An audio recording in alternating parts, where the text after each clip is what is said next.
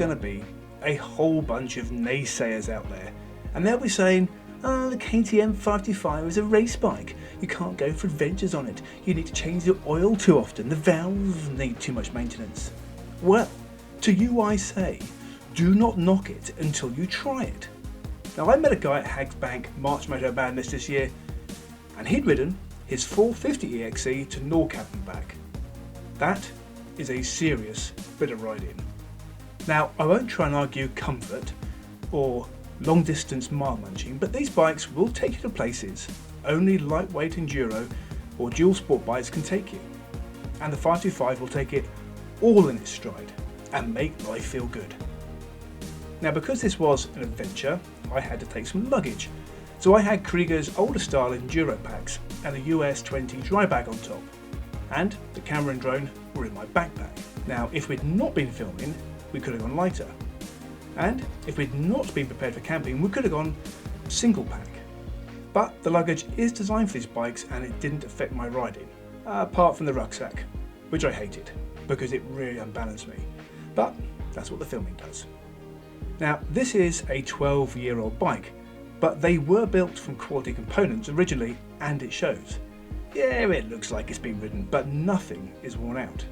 The PDS rear suspension is simple to set up, and the front and rear soaked up everything we could throw at them. And we threw quite a bit, from snow and temperatures well below freezing to rocks, mud and water crossings. This bike made mincemeat of every trail, and its only limitation was me. I'd popped a couple of TKC 80s on the bike as I knew we'd be doing a few road miles, and they worked a treat. I could cruise at 65 or 70 comfortably if I wanted to, and on the dry back roads, I was having a hoot.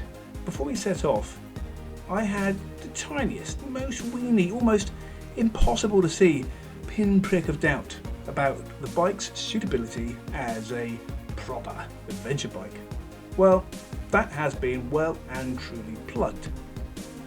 With a long distance fuel tank, I could easily do 120 miles between stops, and I've heard of people doing a lot more.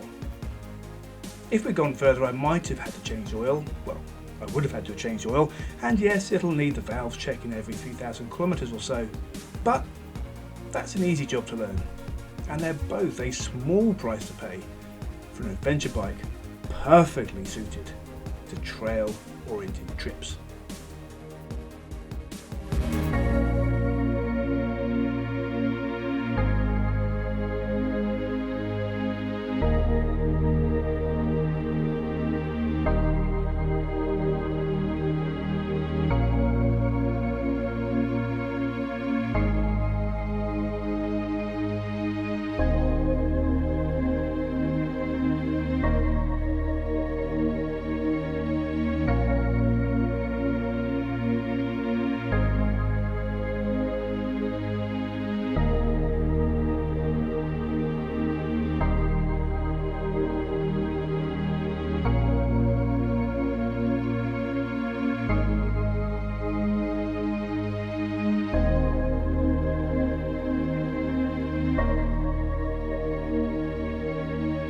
Okay, so if there were naysayers to Graham's 525, I can't imagine the reaction I'm going to get when I say that I have completely fallen in love with the Freeride 250F as an adventure bike.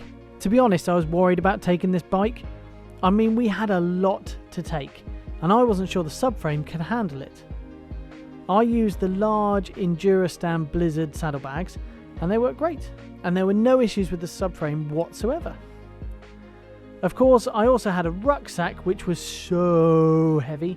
In it was a Sony FS700, 2 lenses, a map book, 18 camera batteries, 2 microphones, lights, tripods, and a whole host of charging, docks, cables, and other bits of filming kit. I know everyone is right now playing their tiny little violins for me, but that is a lot of weight to have on my back, and it really affects the way I rode because my centre of gravity was way too far back. So it could take the weight of me and all my luggage and my saddlebags. Now that's a tick in the good box. But actually every time there was a box I thought it couldn't tick, it surprised me. On the trails it is amazing. It flattered my riding, giving me confidence over big rocks and going through mud and water. Everything really just felt so easy on this bike. Even with the luggage on, it was so light, so easy to pick up if I dropped it, and I had no problems and was nowhere near as tired as I expected, or when I used to ride things like my Triumph 800 off-road. Now, the tank range isn't great, as it only holds 5.5 litres. But you know what, on the UK TET, you're never far from a petrol station, so even that wasn't really a big issue. There was one big niggle though. To fuel the bike, you have to lift up the seat. Not a big issue until you have to remove saddlebags every time. But I wasn't in a hurry. We were travelling, stopping to meet people and chat, so an extra 30 seconds to remove my bags and another 30 seconds to put them back on, it was not the end of the world. However, what really surprised me about this bike is how much character the bike had.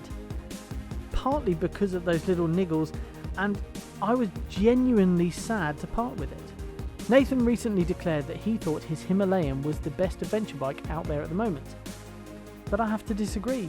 For me, on the Trans-European Trail, where most of the riding is off-road, the Freeride 250F is the perfect adventure bike for me.